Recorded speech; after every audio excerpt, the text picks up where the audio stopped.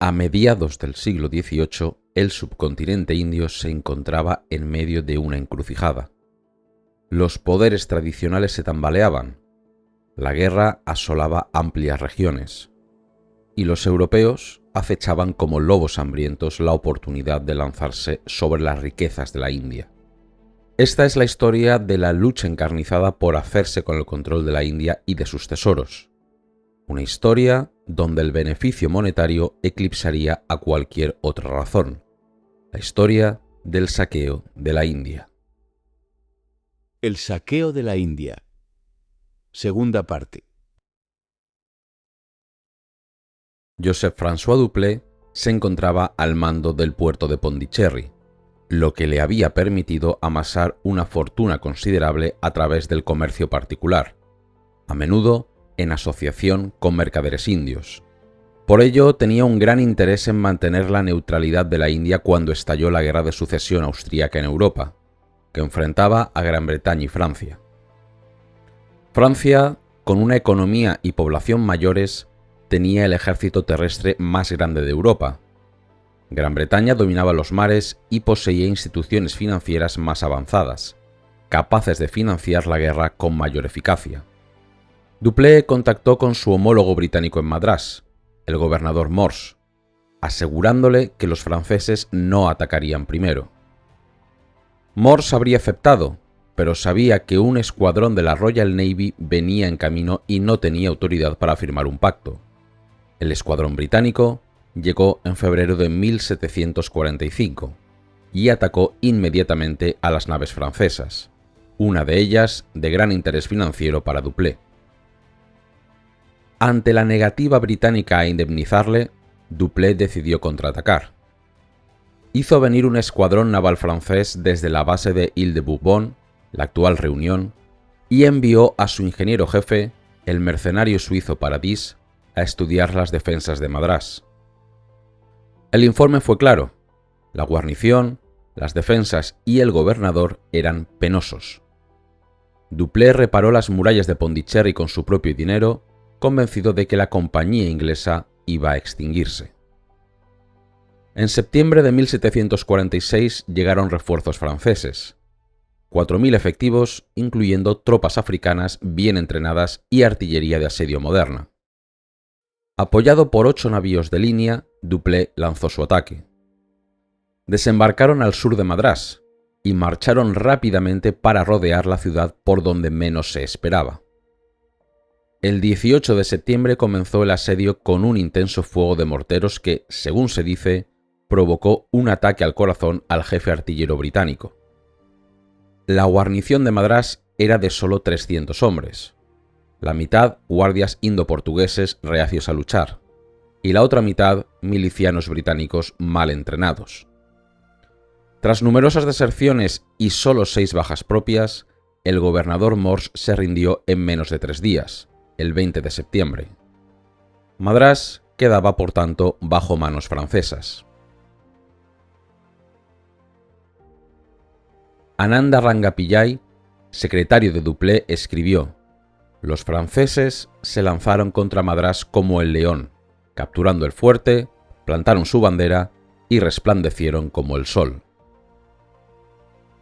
Pero la victoria francesa provocó una reacción inesperada. El nabab mongol de la Karnática, Anwar ud-Din, se enfureció porque Dupleix había atacado Madrás sin su permiso y se negaba a poner la ciudad capturada bajo autoridad mogola. Decidido a castigar la insolencia de la compañía mercantil, envió a su hijo, Mahmud Khan, con todo el ejército mogol de la Karnática. El 24 de octubre de 1746, en el estuario del río Adyar, cerca de Madrás, las fuerzas de Mahmud Khan interceptaron a 700 cipayos franceses de refuerzo comandados por Paradis. Lo que siguió fue un punto de inflexión en la historia militar de la India. Los 10.000 jinetes mogoles cargaron repetidamente contra la pequeña fuerza franco-india, pero la infantería de Paradis, formada en línea, mantuvo la disciplina bajo el fuego y respondió con descargas de mosquetería por filas y disparos de metralla a corta distancia. una táctica europea nunca antes vista con tal efectividad en la India. El resultado fue devastador para los mogoles.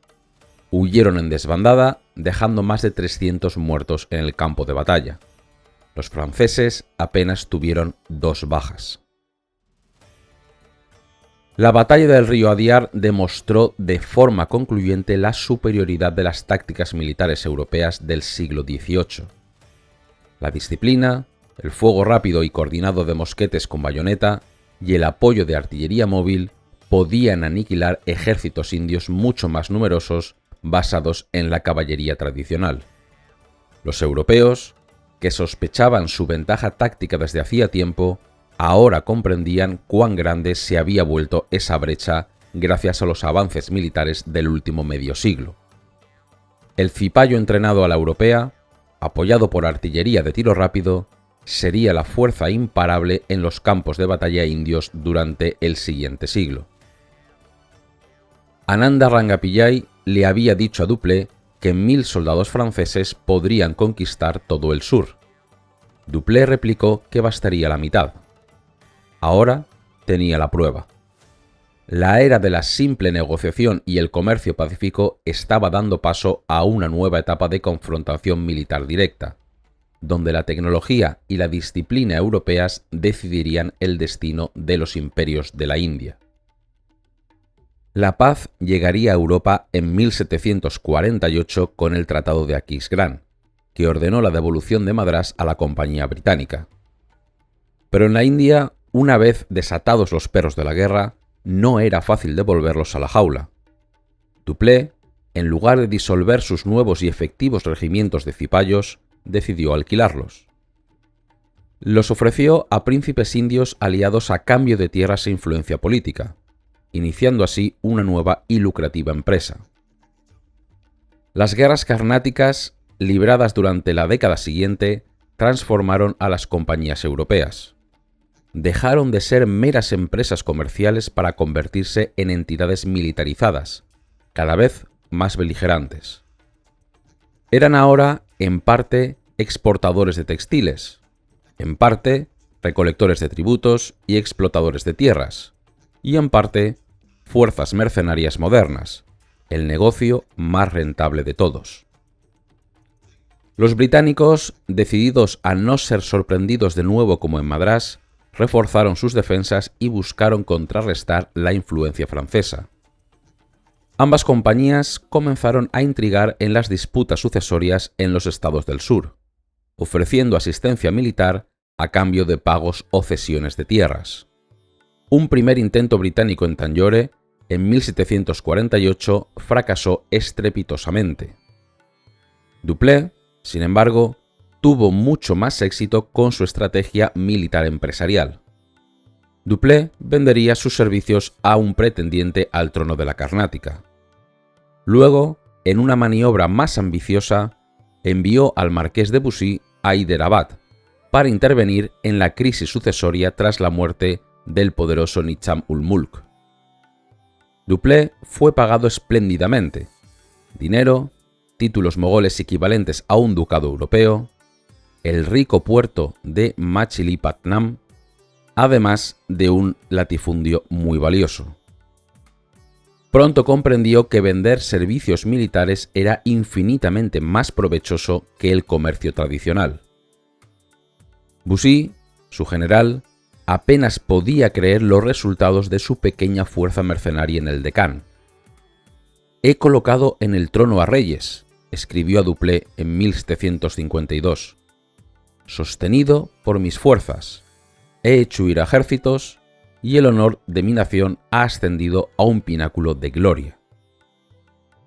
Estas intervenciones eran a menudo de interés mutuo. Gobernantes indios débiles ofrecían territorio o ingresos a las compañías europeas a cambio del decisivo apoyo militar.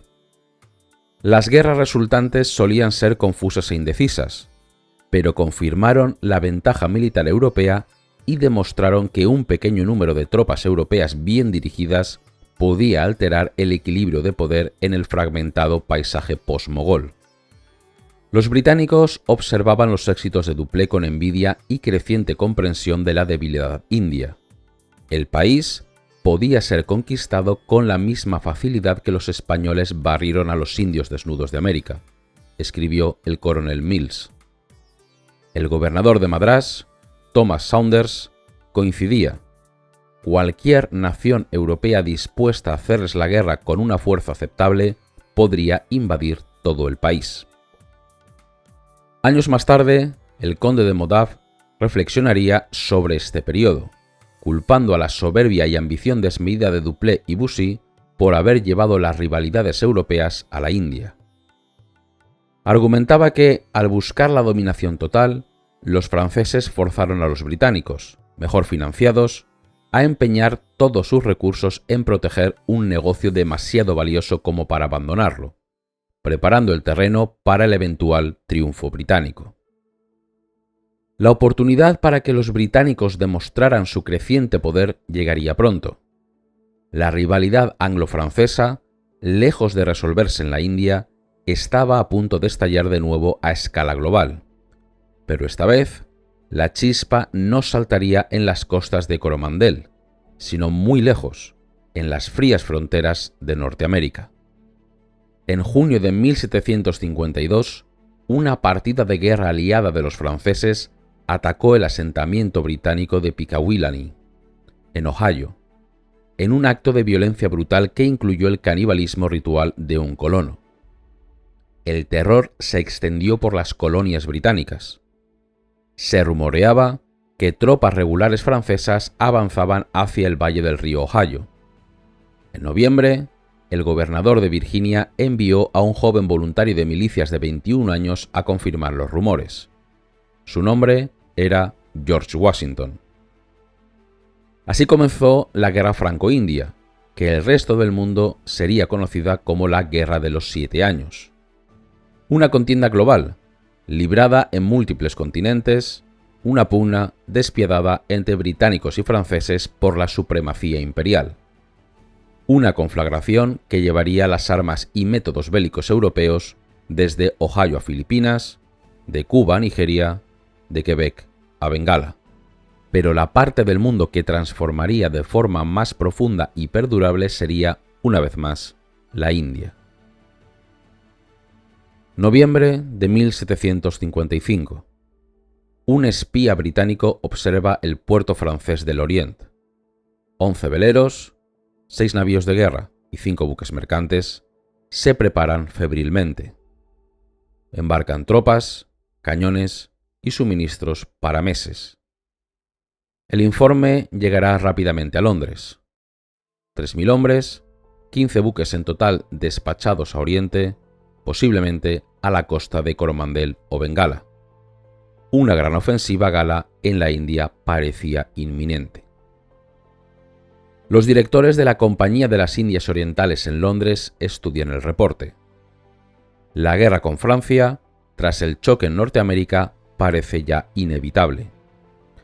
Temen que Versalles haya adoptado el plan de Dupleix, eliminar a la compañía inglesa. Remite la información a Roger Drake, gobernador del fuerte Williams en Calcuta, urgiéndole a preparar las defensas. La pérdida de Madrás 10 años antes no debía repetirse. Calcuta, advierten, es vulnerable.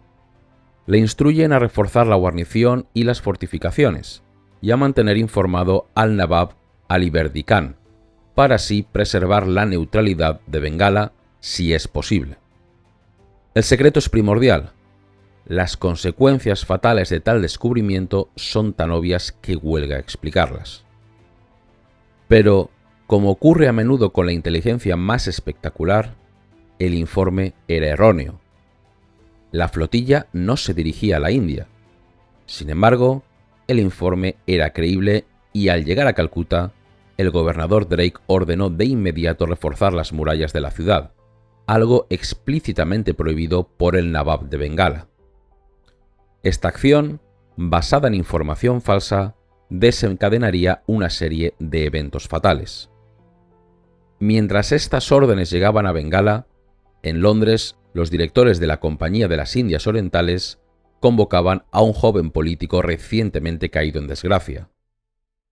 Robert Clive, miembro del Parlamento por Cornualles hasta el día anterior, había sido expulsado por supuestas irregularidades electorales.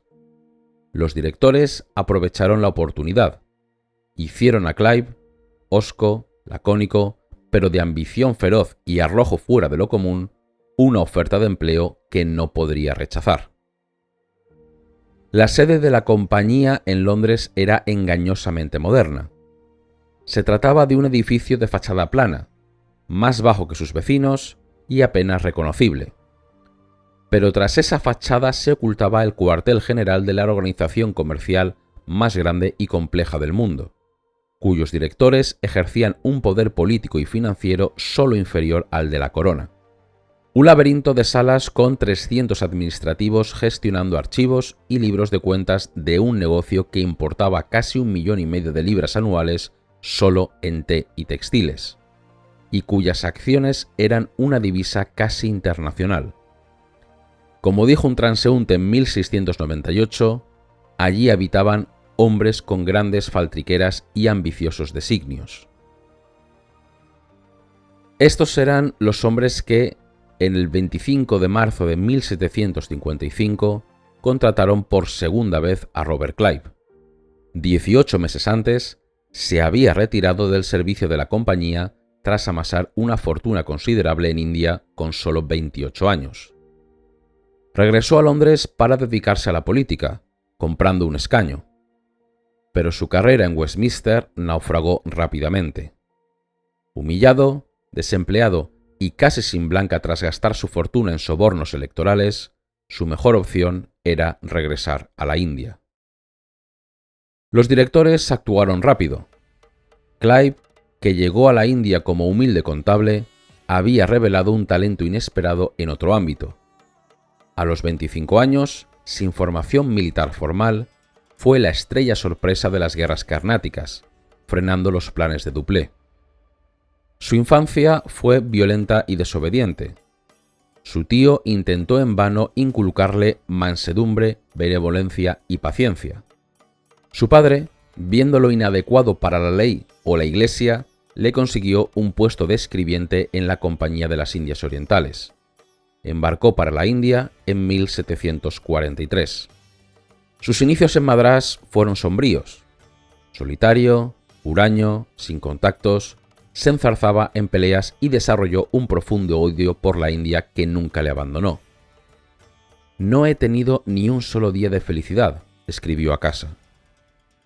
Cayó en depresión e intentó incluso suicidarse. Sus cartas no muestran interés alguno por la cultura o la gente de la India, a quienes consideraba indolentes, lujuriosos, ignorantes y cobardes. Solo pensaba en Inglaterra, pero poseía la intuición de un matón para calibrar sus adversarios, talento para el riesgo y una audacia asombrosa, y un oscuro magnetismo personal. Estos talentos aflorarían en 1746 durante la captura francesa de Madrás. Clive escapó disfrazado y llegó al fuerte St. David, donde recibió entrenamiento militar de Stringer Lawrence, veterano de las guerras europeas, quien reconoció su potencial. Cuando Dupleix alquilaba sus cipayos, Clive ya destacaba en la esfera militar, ascendiendo a teniente. Mostró un descaro agresivo y una capacidad para asumir riesgos que le distinguirían para siempre. Fue entonces cuando Madrás, imitando a los franceses, comenzó a entrenar a sus propios cipayos. Su primer gran golpe llegó en agosto de 1751. Con solo 200 europeos y 300 cipayos, marchó bajo lluvias torrenciales para levantar el asedio de Arcot, la capital del Nawab aliado. Atacó en plena tormenta, sorprendiendo a los franceses y sus aliados, y plantó los estandartes mogoles en las puertas. Era la primera señal de que la compañía podía dirigir con éxito una campaña militar en la India. Aunque militares profesionales despreciaban su falta de formación, su historial hablaba por sí solo. Su táctica favorita, velocidad y sorpresa, rompiendo las convenciones lentas y formales de la guerra india. En 1752 desmanteló el ataque sobre Madrás y junto a Lawrence venció en varios combates, asegurando Arcot y Trichinopoli. El comandante francés se rindió en el templo de Srirangam. Fue un golpe demoledor para Dupleix, que pronto fue destituido. Clive regresó a Madrás como un héroe. Recompensado con un lucrativo puesto, amasó 40.000 libras en comisiones. Se casó, saldó las deudas familiares y zarpó a Inglaterra en 1753, sin intención de volver allí. Pero su fracaso político le devolvió al seno de la compañía justo cuando más se le necesitaba. Con la amenaza francesa de nuevo en el horizonte, real o imaginaria, los directores le ofrecieron el puesto de segundo del gobernador de Madrás y, crucialmente, un rango militar, teniente coronel de las tropas reales, efectivo, eso sí, solo en la India. El gobierno británico, alarmado por la acumulación de fuerzas francesas y con muchos parlamentarios invertidos en la Compañía de las Indias Orientales, decidió apoyar a la compañía enviando un escuadrón naval bajo el almirante Watson y también tropas regulares. Clive le siguió un mes más tarde, con su nuevo despacho de oficial en el bolsillo. Una serie fortuita de circunstancias políticas había frustrado la ambición política de Clive, pero le devolvía a la India en un momento crítico. Los acontecimientos de los próximos meses, impulsados por su agresividad y audacia, llevarían a uno de los sucesos más extraños de la historia: la toma del poder en Bengala por una compañía mercantil con sede en Londres. Clive escribiría algunos años más tarde: Calcuta es uno de los lugares más perversos del universo, más avariciosos y lujosos de lo que uno pueda concebir. En 1755, cuando Clive regresaba a la India, la cabeza de puente británica en Bengala era irreconocible comparada con la cenagosa factoría fundada por Job Carnock 60 años antes. Calcuta se había convertido en la joya de las estaciones comerciales de la compañía, la principal fuente de importaciones textiles británicas, gestionando el 60% de todas las exportaciones de la Compañía de las Indias Orientales desde Asia. Una inmensa afluencia de efectivos transformó la ciudad. Sus fortificaciones, muelles y almacenes se extendían kilómetros por la orilla del río Hooghly. Dominaban el perfil los baluartes del Fuerte William y edificios de estilo europeo: la casa del gobernador, una escuela, teatro, iglesia, hospital, prisión y un cementerio cada vez más poblado. Albergaba quizá 200.000 personas, 1 millar de ellas europeas. Sus muelles y bazares bullían de actividad, superando al puerto rival mogol de Hooghly. Las casas europeas eran grandes y cómodas, aunque la planificación urbana era caótica.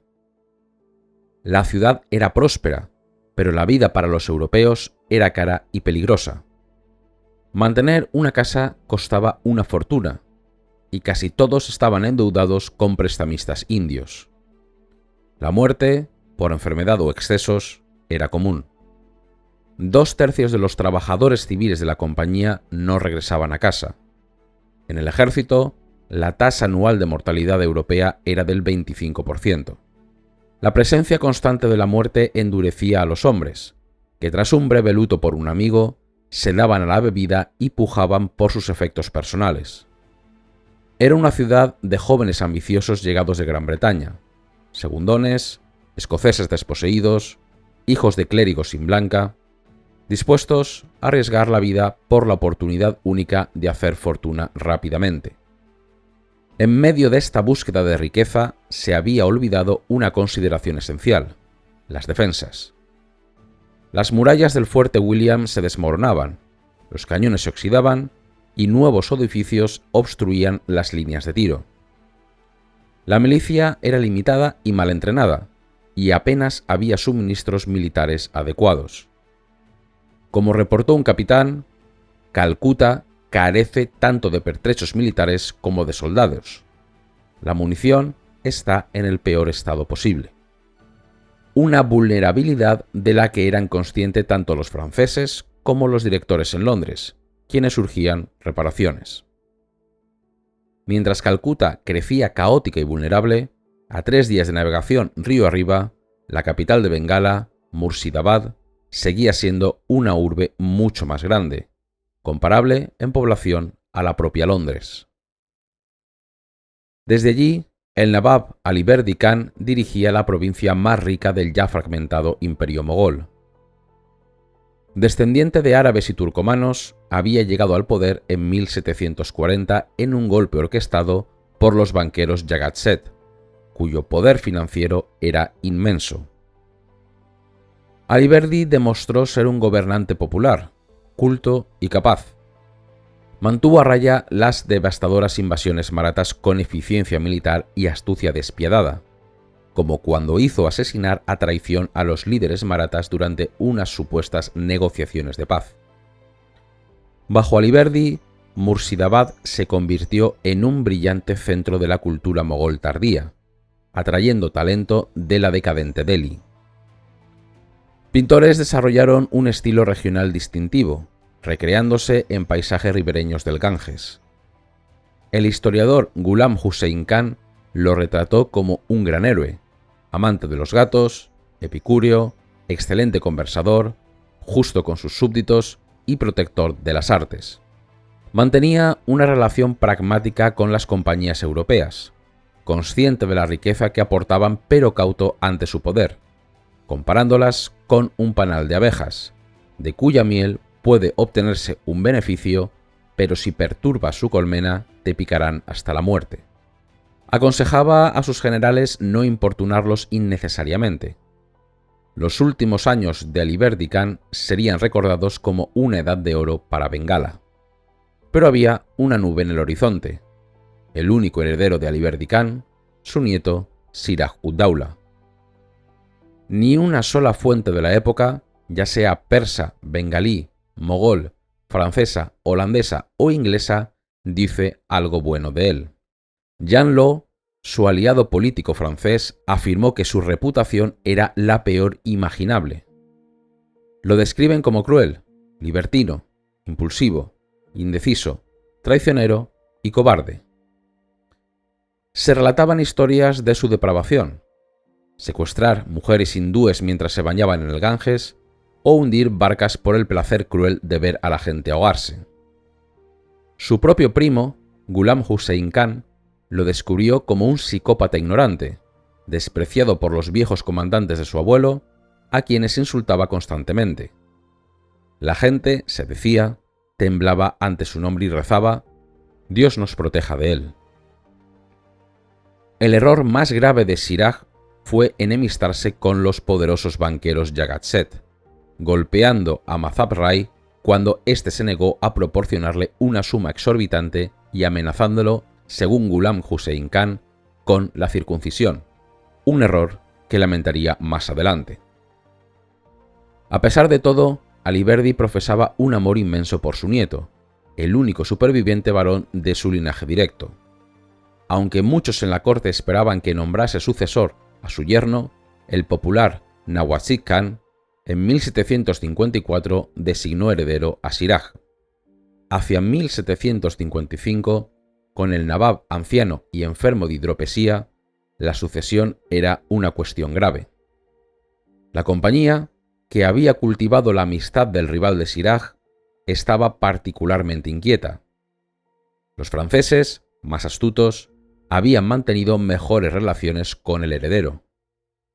El viejo Nabab, consciente de la ineptitud de su nieto y de las tensiones con los europeos, temía lo peor. Solía afirmar que tras su muerte, los hombres con sombrero se harían los dueños de todas las costas de la India. Fue en este tenso ambiente cuando llegó a Murshidabad la noticia de que la compañía inglesa había sido sorprendida realizando reparaciones no autorizadas en las murallas de Calcuta. Aliberdi Khan, en uno de sus últimos actos, convocó a Siraj y ordenó tanto a ingleses como a franceses desmantelar sus fortificaciones. Los franceses respondieron con tacto y sobornos, pero la respuesta del gobernador Drake fue considerada insolente y desafiante, cuestionando la capacidad del Nawab para protegerlos y dando a entender que llevarían la guerra anglo-francesa a Bengala. Aliberdi envió un último emisario, Narayan Singh, para intentar exigir obediencia. Mientras tanto, aconsejaba a su nieto buscar la reconciliación siempre que fuera posible. Aliberdi Khan moriría el 9 de abril de 1756. Esa misma tarde, Siraj-ud-Daula atacó el palacio de su tía rival, Ghazeti Begum, y se apoderó de su tesoro. Pero después, mientras marchaba contra otro primo rival, se encontró con el emisario de Narayan Singh, que regresaba furioso de Calcuta. Drake lo había arrestado y expulsado sin audiencia. ¿Qué honor puede quedarnos?, preguntó Singh, cuando puñados de comerciantes replican la orden de un gobernante con la expulsión de su enviado. Al escuchar el relato del humillado Narayan Singh, Siraj-ud-Daula dio media vuelta con su gran ejército y tras una noche de marcha se presentó ante la factoría inglesa de Qasim Bazar, cerca de Musirdabad. La compañía cerró las puertas y cargó sus cañones. Siguió una calma tensa por varios días, mientras el número de tropas mogolas aumentaba hasta unos 30.000 efectivos. Dentro, los factores ingleses, apenas 200, debatían si resistir o rendirse. William Watts, el factor jefe, informado de que el Nawab sería magnánimo si se rendían sin condiciones, optó por lo segundo. Watts se presentó ante Siraj con manos cruzadas en señal de que era su esclavo y prisionero. Siraj lo insultó repetidamente mientras Watts era obligado a abrazar sus pies. Abiertas las puertas, los soldados mogoles entraron, confiscaron armas y expulsaron a los europeos, enviándolos encadenados a las mazmorras de Murshidabad. Entre los capturados estaba un joven aprendiz de factor, Warren Hastings. El comandante de la guarnición, teniente Elliot, se voló los sesos para evitar el cautiverio y la humillación. Mientras asediaba Qasim Bazar, Siraj envió un ultimátum a Calcuta. Si los ingleses querían permanecer, debían arrasar sus fuertes, rellenar sus fosos y comerciar en los mismos términos humildes que en el pasado. De lo contrario, serían expulsados. El gobernador Drake no se molestó en responder. Al día siguiente de la rendición de Qasim Bazar, Siraj marchó con su ejército, ahora de 70.000 efectivos, para conquistar Calcuta. Avanzó con una velocidad inusitada para los ejércitos mogoles, cubriendo 210 kilómetros en solo 10 días, a pesar del calor húmedo del junio bengalí. Drake, en Calcuta, seguía convencido de que el Nawab nunca atacaría el fuerte William, incluso cuando las tropas de Siraj ya estaban a las puertas. El gobernador no solo era incompetente, sino también impopular, acusado incluso de una relación incestuosa con su hermana, lo que dificultaba organizar una defensa coherente. Su comandante militar, el coronel Binchin, era igualmente ineficaz. Contra los 70.000 hombres de Siraj, Drake disponía de apenas 515 efectivos, de los cuales 265 eran soldados regulares, muchos mercenarios no británicos y 250 civiles sin entrenamiento militar. La estrategia juiciosa habría sido negociar, pero Drake ordenó tardíamente construir baterías defensivas y se negó a demoler los edificios que dominaban el fuerte. El 16 de junio, Siraj llegó en persona y ordenó abrir fuego. Los primeros intentos mogoles de cruzar el foso Maratha fueron rechazados, pero al anochecer, la vanguardia había cruzado y rodeado la Ciudad Negra, el distrito indio. Al día siguiente, esta fue saqueada e incendiada a conciencia. La guarnición británica no hizo nada por protegerla ni por refugiar a sus habitantes. Peor aún, todo el personal auxiliar indio desertó, dejando a la guarnición sin trabajadores para mover cañones, acarrear munición o preparar comida. El 18 de junio hubo violentos combates casa por casa al norte del fuerte, pero las tropas de Siraj rompieron las líneas cerca del gran tanque y tomaron la prisión. Las baterías británicas exteriores fueron abandonadas y todas las fuerzas se retiraron al fuerte William, ahora dominado por el enemigo desde los edificios cercanos. La situación dentro del fuerte era caótica. Solo quedaba munición para 3 días. Los soldados estaban agotados, muchos borrachos y amotinándose. Un consejero de guerra de madrugada determinó que la única opción era la retirada a los buques anclados en el río. La evacuación, iniciada poco después del mediodía del 19 de junio, fue un completo desastre. Ante la lluvia de flechas incendiarias, los barcos empezaron a levar anclas prematuramente. Mujeres y niños, temiendo ser abandonados, corrieron hacia la orilla abarrotando y volcando algunos botes.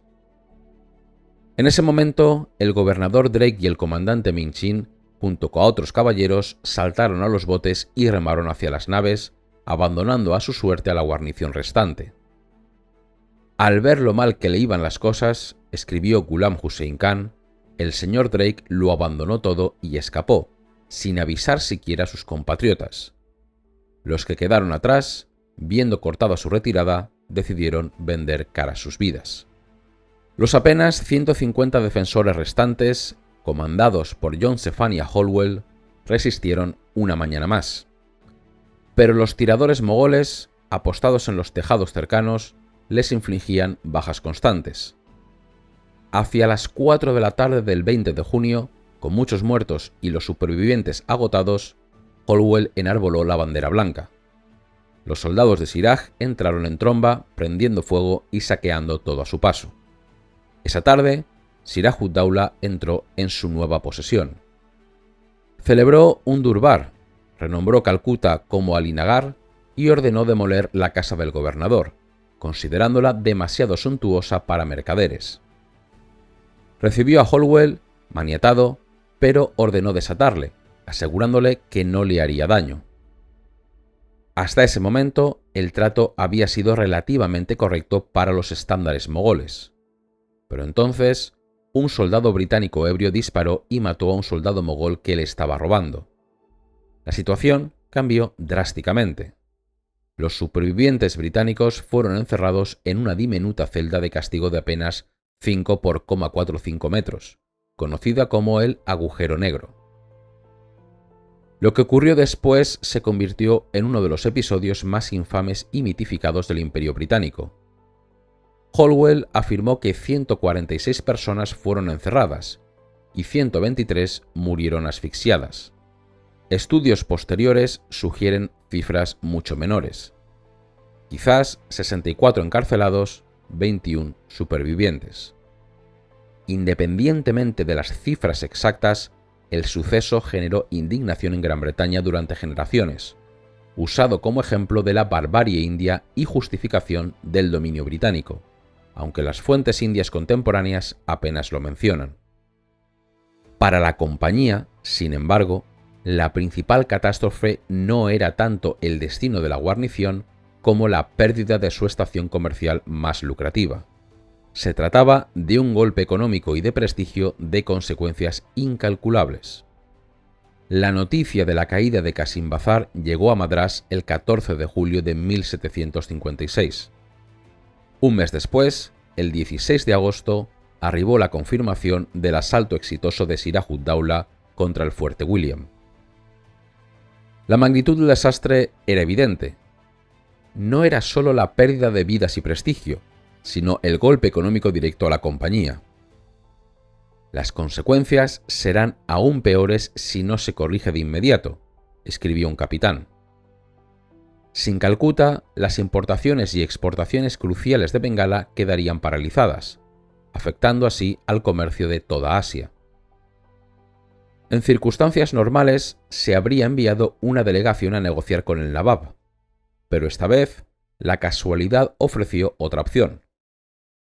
Robert Clive acababa de llegar a las costas de Coromandel, junto con 3 regimientos de la Real Artillería y una flotilla de navíos de guerra bajo el almirante Watson, originariamente destinados a combatir a los franceses.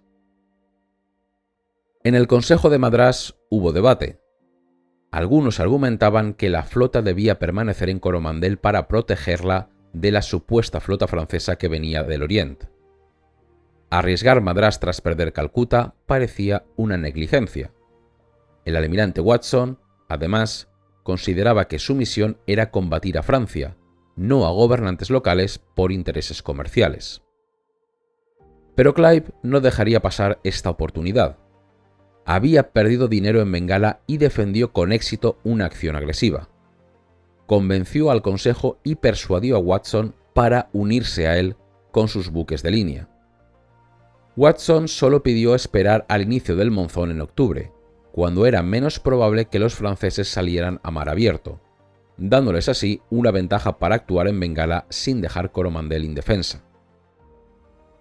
Clive escribió triunfal a su padre: «Esta expedición me permitirá hacer grandes cosas. Es, con diferencia, la más grande de mis empresas». A sus jefes en Londres aseguró que la expedición no solo reconquistaría Calcuta, sino que dejaría la hacienda de la compañía en una situación mejor y más duradera que nunca. El Comité de Madrás compartía su ambición. La meta no solo era recuperar Calcuta, sino además obtener amplia reparación por las pérdidas soportadas. Tras 2 meses de preparativos, la fuerza de rescate, que constaba de 785 europeos, 940 cipayos y 300 infantes de marina, zarpó finalmente el 13 de octubre. Era la fuerza naval militar más grande reunida por los británicos en la India hasta entonces. Pero el monzón casi la destruye. La flota quedaría dispersa, obligando a algunos buques incluso a dirigirse hacia Sri Lanka. El buque insignia de Watson, el Kent, tardó 6 semanas en alcanzar la bahía de Bengala. Habría que esperar hasta el 9 de diciembre para que los primeros barcos pudieran remontar el Ugly. La mitad de los soldados de Clive habían sucumbido a enfermedades, incluyendo el escorbuto. El 15 de diciembre, el Kent ancló en Fulta, encontrando a los harapientos supervivientes de Calcuta refugiados en una ciénaga malárica, donde casi la mitad habían muerto de fiebres. Mientras esperaban a los 2 barcos restantes con el grueso de las tropas y la artillería, Clive envió una carta amenazante a Manik Khan, el nuevo gobernador mogol de Alinagar, Calcuta, anunciando su llegada con una fuerza sin precedentes para pedir satisfacción. Pero en Bengala, los británicos eran vistos solo como mercaderes. Nadie se imaginaba su verdadera capacidad militar. El 27 de diciembre, ante la falta de respuesta y con sus filas debilitándose a diario por enfermedades, Clive y Watson levaron anclas y avanzaron río arriba sin esperar a los barcos restantes.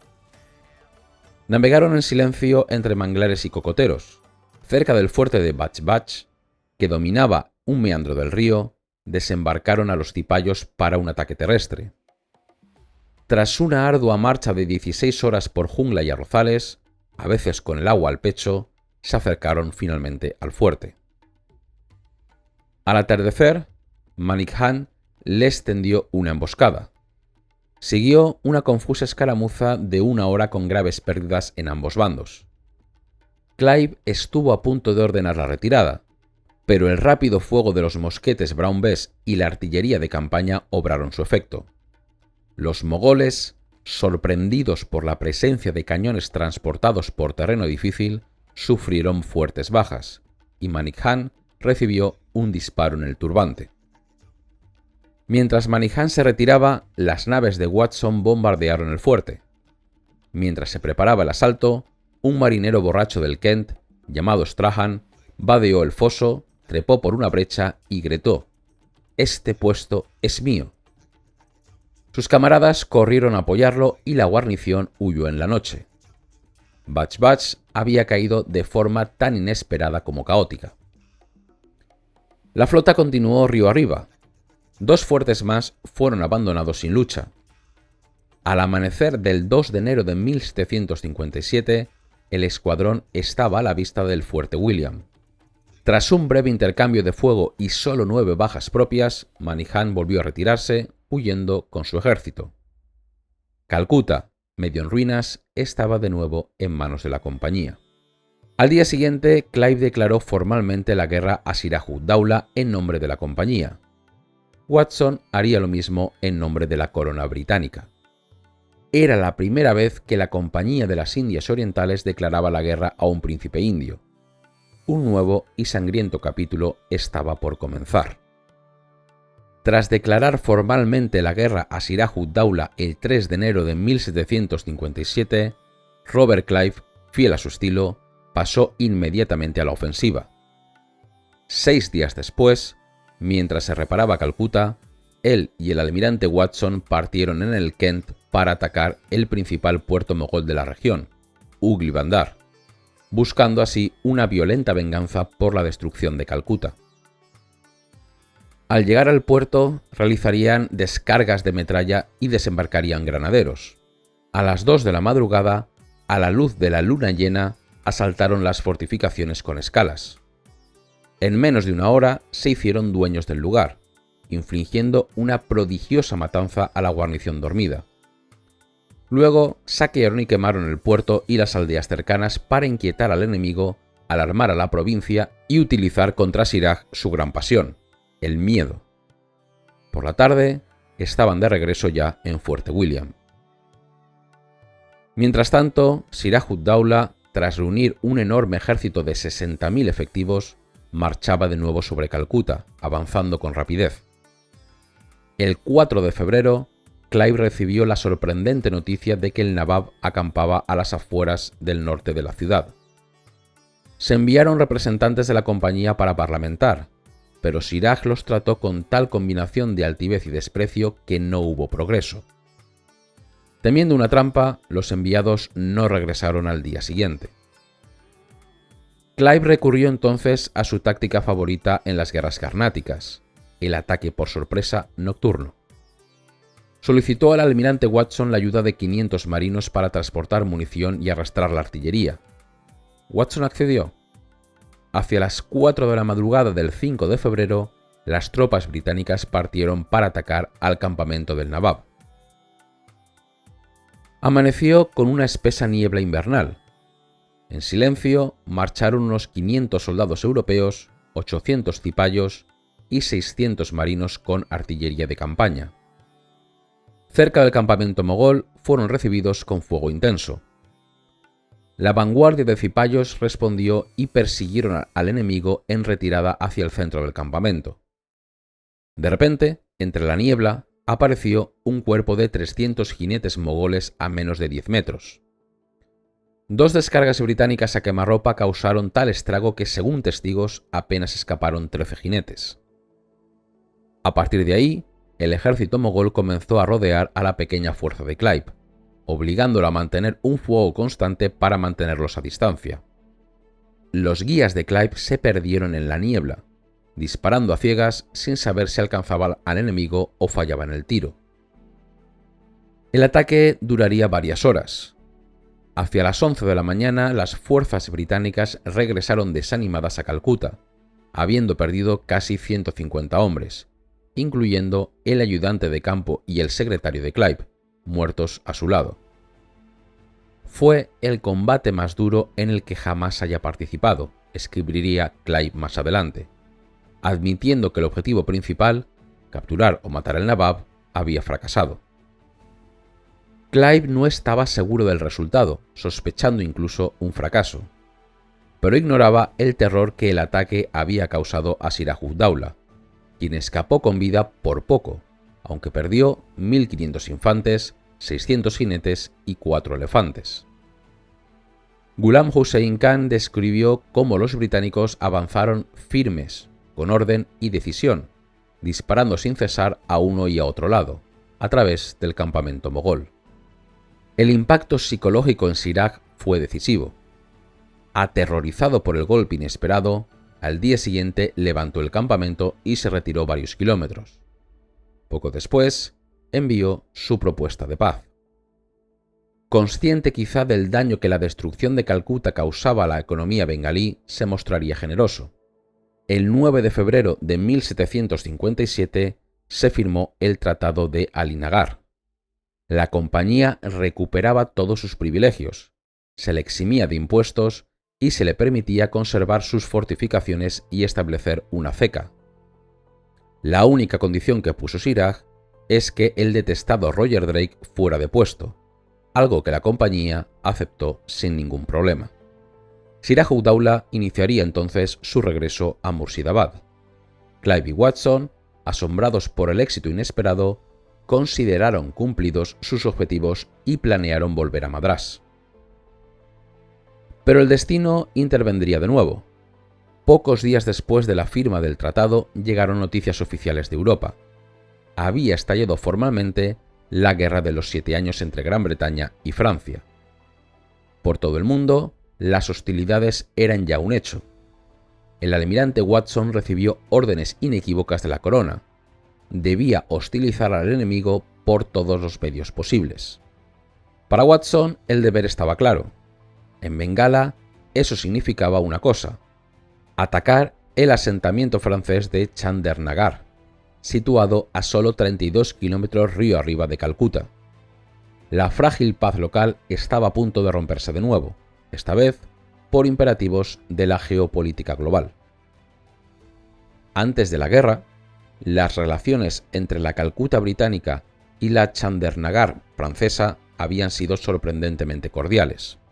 Tras la caída de Calcuta, los franceses incluso ofrecieron hospitalidad a los refugiados británicos, reservando su ira para el gobernador Drake y su consejo por su vergonzosa huida.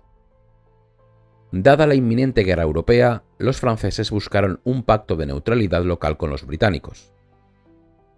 Calcuta inicialmente aceptó, pero el 6 de marzo de 1757, horas antes de la firma, el almirante Watson rompió las negociaciones.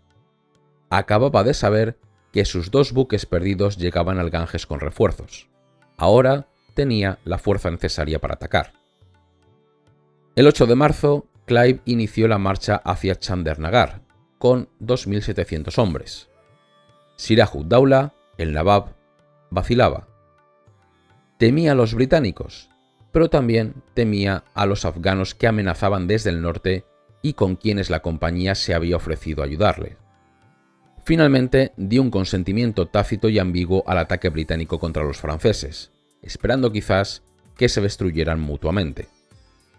Chandernagár estaba mejor fortificada que Calcuta, con su fuerte de Orleans diseñado según principios modernos. Pero su defensa fluvial era débil. El gobernador francés Renaud intentó bloquear el río hundiendo barcos y tendiendo cadenas. El 23 de marzo, Clive tomó la batería francesa principal que dominaba el río. Entonces, Watson entró en acción con sus navíos de línea, el Kent y el Tiger. Los franceses, apenas 700 hombres, combatieron con valor entre los edificios en llamas. El fuego de sus 16 cañones causó estragos entre los barcos británicos. El Kent y el Tiger sufrieron daños enormes. Casi todos en la cubierta del Kent cayeron, excepto el almirante Watson y el piloto. Numerosos oficiales y marineros murieron o fueron heridos. Pero las andanadas británicas finalmente silenciaron los cañones franceses, destrozaron los muros y barrieron a los artilleros. Tras 2 horas de intenso combate naval, los franceses, con 200 bajas, se rindieron. La captura de Chandernagár fue un golpe devastador para la presencia francesa en Bengala. Siraj-ud-Daula, atrapado en su indecisión, envió un mensaje a Clive expresando placer indescriptible por la victoria británica y además acompañó el mensaje con un regalo: 2 leopardos de caza. Demasiado poco y demasiado tarde. Clive y Watson ahora planeaban regresar a Madrás, creyendo terminada la campaña bengalí. Pero la política local intervendría de nuevo.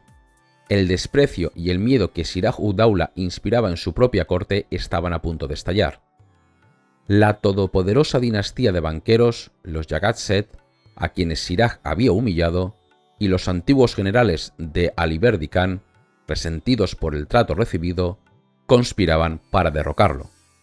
El veterano general Mir Jafar Ali Khan, particularmente ofendido, se convirtió en la figura central de la trama, con el apoyo secreto de los Jagat-Set. Los conspiradores buscaron el apoyo militar de la compañía. William Watts, de regreso de la factoría de Qasim Bazar, fue el contacto clave. A través de un agente armenio, Juaya Petrus Aratun, supo que Mir Jafar ofrecía una suma enorme, 2,5 crore de rupias, es decir, 25 millones de rupias, si la compañía le ayudaba a derrocar a Siraj. Investigaciones posteriores confirmaron el amplio apoyo a la conspiración. Los Jagat-Set eran la verdadera fuerza detrás de Mir Jafar. Watts comunicó la oferta a Clive.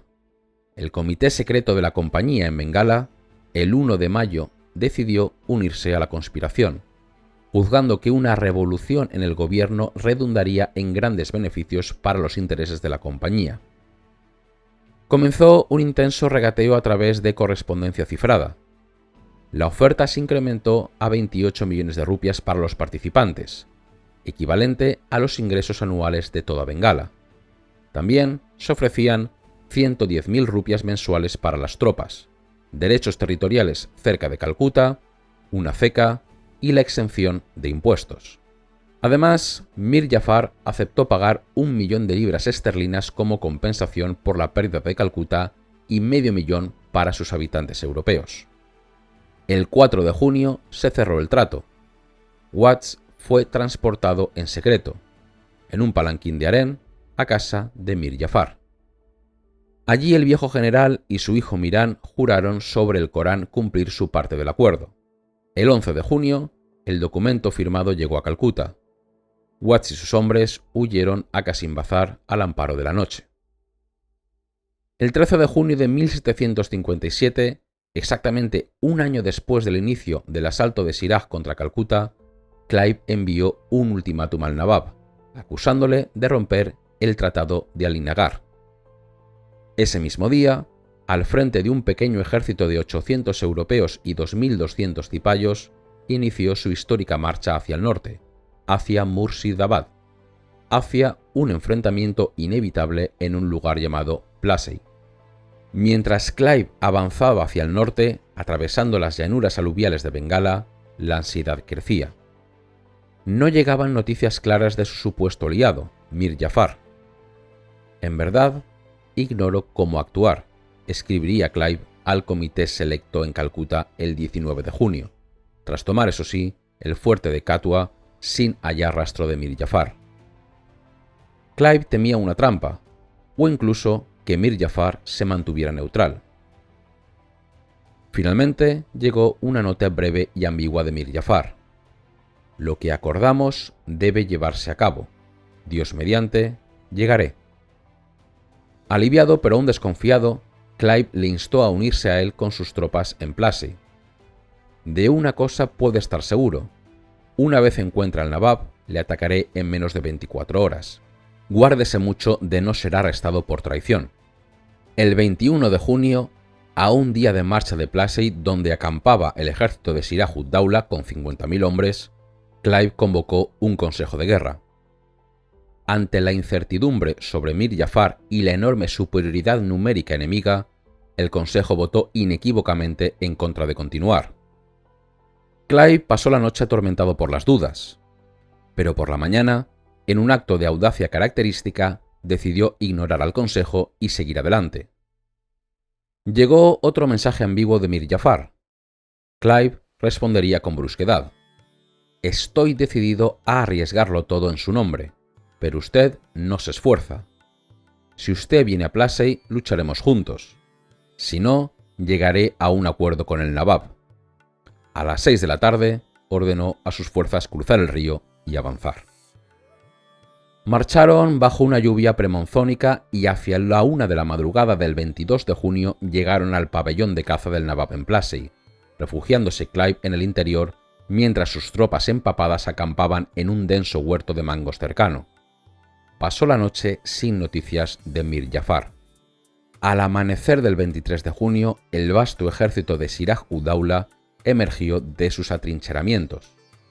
Constaba de 35.000 infantes, 15.000 jinetes y 53 piezas de artillería pesada, algunas operadas por un destacamento francés. Las fuerzas de Clive, apenas 3.000 hombres, estaban rodeadas, y además estaban de espaldas al río sin escapatoria posible. Combatir, por tanto, era la única opción. A las 8 de la mañana comenzó la batalla. Tras perder 30 cipayos, Clive retiró a sus hombres al abrigo de la orilla embarrada del huerto de mangos. La situación parecía desesperada. Los británicos se mantuvieron a la defensiva, esperando poder lanzar un ataque nocturno. Entonces, hacia mediodía, el cielo se oscureció y se desató una violenta tormenta monzónica. En pocos minutos, el campo de batalla quedó completamente anegado. Las tropas de la compañía, previsoras, cubrieron su pólvora con lonas para mantenerla seca. Los artilleros mogoles no harían lo mismo. Cuando amainó el chaparrón, los cañones de Siraj habían quedado silenciados por la humedad. El jefe de la caballería Nawab, el leal Mir Madan, creyendo que las piezas británicas también estarían inutilizadas, ordenó una carga masiva con 5.000 jinetes de élite afganos, contra el ala derecha británica. Pero los cañones de la compañía estaban secos y listos para disparar. Respondieron con una lluvia llena de metralla que diezmó la caballería atacante. El propio Mir Madan fue alcanzado por una bala de cañón y murió. La muerte de Mir Madan quebró la moral del ejército de Siraj. Sus tropas comenzaron a vacilar y retirarse hacia sus tiendas. En ese momento crítico, el segundo de Clive, el comandante Kilpatrick, vio varias baterías mogolas abandonadas y desobedeciendo órdenes, así que decidió lanzar a sus hombres para tomarlas en nombre de los británicos. Clive, furioso inicialmente, pronto vio que el acto de insubordinación de Kilpatrick podía ganar la batalla. Ordenó, por tanto, un avance general sobre las posiciones enemigas debilitadas. Fue entonces cuando un enorme contingente de caballería mogola situado a la izquierda del campo de batalla comenzó a moverse, no para atacar, sino para alejarse del combate. Se trataba de las tropas de Mir Jafar, cumpliendo finalmente su parte del pacto secreto.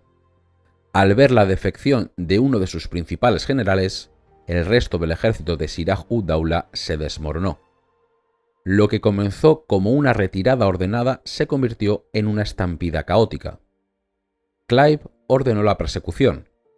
Sus tropas avanzaron 10 kilómetros, capturando más de 40 piezas de artillería abandonadas y además también se hicieron con una inmensa cantidad de carros y suministros. Siraj-ud-Daula escapó a lomos de un camello, huyendo hacia Murshidabad. La batalla de Plassey, decidida tanto por la lluvia y la disciplina como por la traición, había concluido. La compañía había ganado Bengala.